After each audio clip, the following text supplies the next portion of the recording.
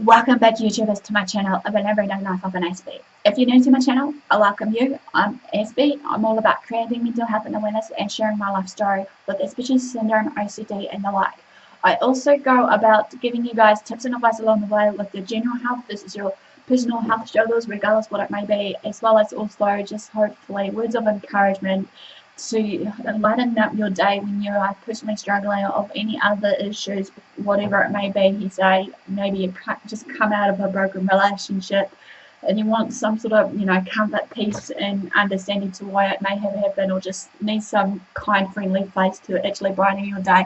So hopefully I'll be that girl and your mental advocate for any other means at this point of time. I have been also at this point of time just to mention that even though I've been missing in action, regardless of my, uploading schedule to what's going on, there will be more and more broad topics on the Autism and series that I'm bringing out now, as well as the mental health series, as well as also the ones that probably need to be addressed, as well as those narcissist series, as well as all those other bits and pieces. If they don't fall into effect this year, don't fret, because I'll hope to make a continuation of it next year for you all, regardless whenever you need them. I'll try and do my best. But in the meantime, if you're enjoying some of these, smash the like button, and also feel free to comment to say, hey Aspie, I'm enjoying these series or what have you. Just even open floorboard right now for you guys to just comment below of any topic that I haven't addressed yet that is either autism and series related, especially right now, that you can link them or tap them into the comments below with the hello Aspie. Feel free to private message me if need be, if you feel that you need someone to talk to, be it on my that Aspie Answers All, or somewhere in there or along the way of basically just maybe hearsay on somewhere. You should be able to private message me through here on YouTube as well. So, in order to do, guys, basically, if you haven't done so already, turn on the notification bell as a gentle reminder for you all to just keep up to date with what Aspie's up to, as well as along with that to also be, if you want to become a part of my YouTube family, feel free to subscribe and, follow me on my journey, or just, because you're liking some of these videos, just let me know also of what you may want to see in the future, because judging by what I've seen in the engagements part of my videos, that there are a few that that wants more of the makeup beauty hauls maybe in the near future, as well as maybe, I don't know, it was a trial and tested for the first Baking with Aspie series that I did. So if you want to see more of those in the near future, let me know in the comments below, will be much appreciated, or just any of the other ones that took your fancy regardless, and I'll do my very best to hopefully get around to it. So, in all further ado, this is Autism and Driving, or Autism Aspergers Syndrome and Driving. Just a key note or disclaimer here as a heads up for you all. As I said before in one of my videos, that with the Autism and series, there will be some that will be limited resources. Here's a classic example for the one I'm about to address: the driving, the transportation maybe, as well as also the healthcare system that is set about in New Zealand, because as you know, I'm from New Zealand. Some information I'll be sharing, just to bear in mind, also will be based on some of the other studies in the UK, US and whatnot, which I humbly apologise with, because I'm doing as best as I can to get the accurate information and up-to-date information that I can for you all. Just to bear in mind also that it may not always be the case, however, or exactly how the healthcare system works or the transport system works here in New Zealand. So I'll be doing hopefully maybe a bit of comparisons or not, or just bringing out some of the stuff that I have researched that is New Zealand based to what is out there for us as well. Some of this will be opinion based as well, based on my life experiences versus basically from maybe what I've watched on some other video channels that has clearly addressed this topic as well. As I said before many times before, I can't stress it enough in regards to this, that there will be like limited information due to, like as I said, autism is a new everyday topic, and that with us autistics will sure as hell have our own limitations, setting boundaries, rules and regulations, etc., that shouldn't hopefully stop us from what we want to do and can do for ourselves. Many of us will be capable of doing some other things than others, than whatnot.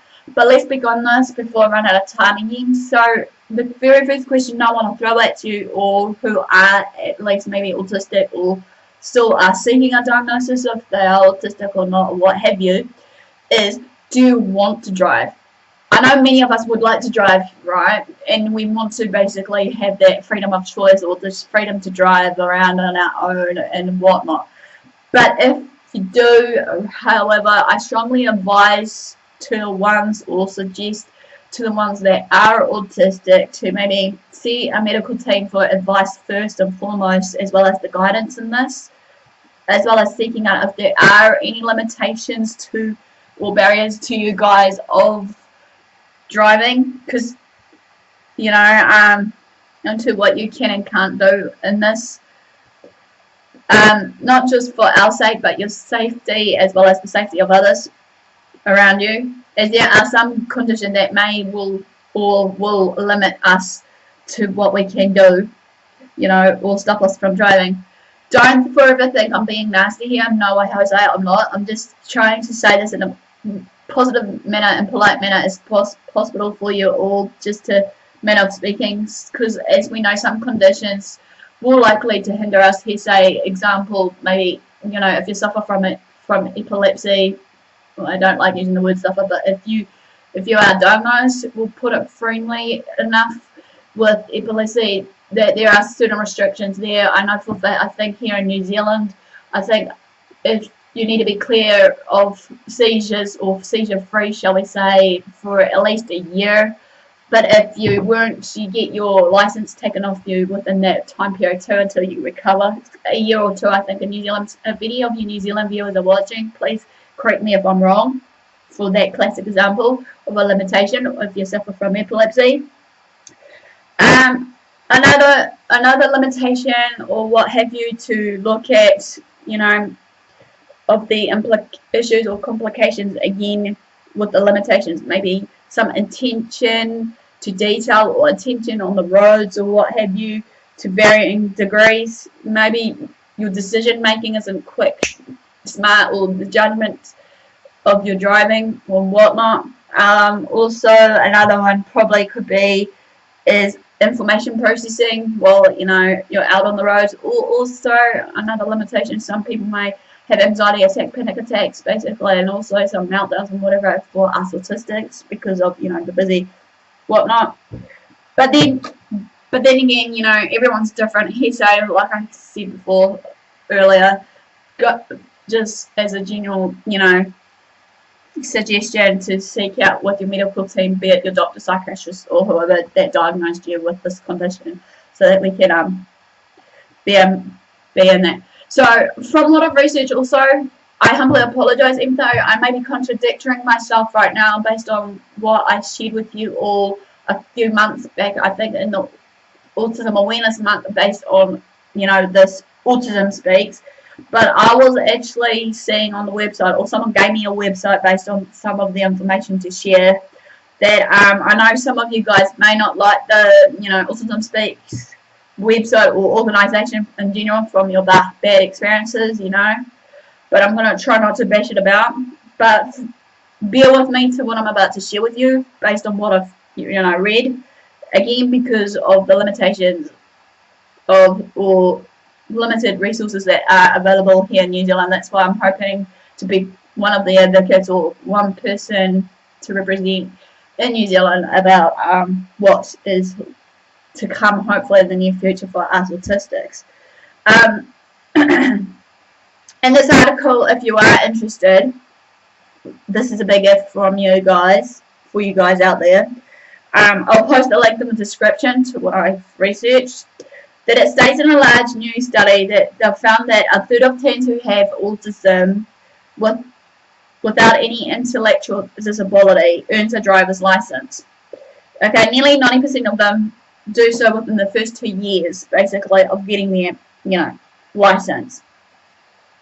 And the clinical study from autism included of this study of Autism Speaks. It has included 52,172 New Jersey teens has been seen in the healthcare of Children's Hospital of Philadelphia. Also, the key findings that was included in their studies was of the teens who has autism with no intellectual disability, again 34% earned a driver's license compared to 83% of teens without autism or some sort of, intellectual disability. Nearly 90% of those with autism progressed on, however, from a learner's permit to an intermediate license within the 2 years. Again, by comparison, this was true of 98% of teens not affected by autism. On average, those with autism took 9 months longer to progress from learner's permit to intermediate license than others teens alone that, again, with no autism. Benjamin Yeary's study, who is also a co-author scientist at the Center for Autism Research, states, for teens on the autism spectrum, the decision to pursue a driver's license is one of several milestones that other families may take for granted. And I believe that is true. ASD can affect decision-making, information processing, and attention to varying degrees, as I said before, of the limitation. But again, it will vary from person to person of the person with that autism spectrum disorders, from the high or low functioning, which I don't like using, but I'll use it now just to be frank with you guys. So, driving license alone. What I found out in the UK, you need to be at least 17 to have one. And in New Zealand, you need to be 16 to have one. Therefore, in the UK, they have a disability benefit allowance, basically, that can help, as well as another benefit called the personal independence benefit, that can help them to get a license when they're 16 to help with mobility and just getting around from A to B, hearsay. When wanting to learn to drive. In the UK, however, government and insurance companies has to be entailed. Obviously, I've been told that in the UK, when you're young, there's some insurance companies that you have to be under, obviously, and needs to know also in these health insurance companies any complications or issues that they'll check based on what I have shared earlier.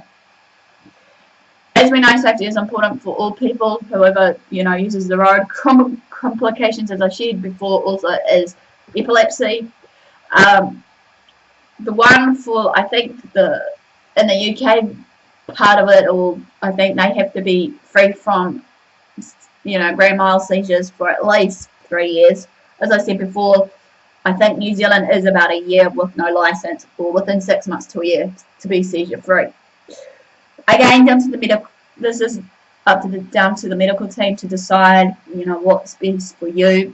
The benefits for driving in the UK, I found out, was there's a blue badge for disabled people.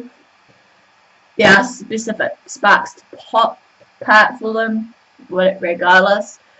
I'm not sure about what goes down for us in New Zealand of, the benefits for us in driving, because obviously, as I said, there's limited information. But if any of you are from New Zealand and are autistic and know maybe any benefits from driving, please let me know in the comments below if I've missed anything, so that others can, learn and know more. Do feel free to add them in the comments, because I'm now opening it for discussion. Also, basically, this ends this really short, brief one about autism and driving. Give me the like, thumbs up, and support. Comment below. As I said, feel free to share these videos around. Feel free to follow me on my social media sites listed below as so.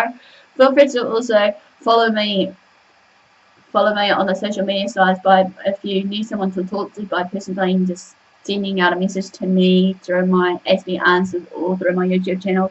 Share these videos around, obviously, and if you haven't done so and you would like to be part of my YouTube family or just part of my journey of what I hope to bring out in the near future, as well as these topics, feel free to smash the like button, as just subscribe on the bottom right hand corner of the screen, as well as turning on the notification bell so that you can keep up to date. I also post sometimes certain things through my social media sites of Twitter and Facebook about what goes down with me, so if I'm missing in action, hopefully you can engage with me there by, as I said before, private messaging me or commenting below if you want some other everyday topics besides what I'm sharing with you all. So without further ado, guys, thanks for supporting, thanks for watching. Do what you love what you do. Until next time, Aspie signing out, and I'll see you again soon. Ciao for the reminder.